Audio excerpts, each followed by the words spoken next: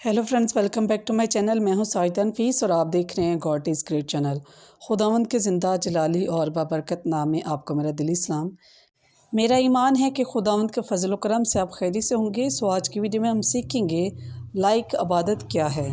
So video के अंत तक ज़रूर देखिएगा और अगर आपको मेरी वीडियो अच्छी लगे तो लाइक, सब्सक्राइब और शेयर ज़रूर कीजिएगा ताकि आपको मेरी नेक्स्ट आने वाली वीडियो सबसे पहले मिल सके और आप अपने ईमान को खुदावंद पर और ज़्यादा मजबूत और पुख्ता कर सकें। सो चलिए चलकर शुरू करते हैं अपनी वीडियो को और सीखते हैं कि लाइक इबादत क्या है। बाप और बेटे और कुद्दस के नाम में आमीन।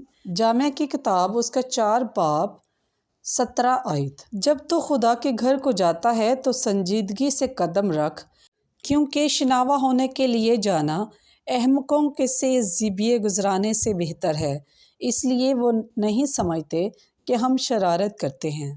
बस पाकलाम के पढ़े और सुने जाने पर खुदावंद की ख़ास बरकत हो, खुदावंद का शुक्र हो। तो मेरे अज़ीज़ों, खुदावंद इस कलाम के वसीला से आपको और मुझे बहुत सी बरकत से नवाजे। अपना और अपने प्यारों का बहुत सारा ख्याल रखिएगा, दुआओं में याद रखिएगा। खुदा हाफिज़।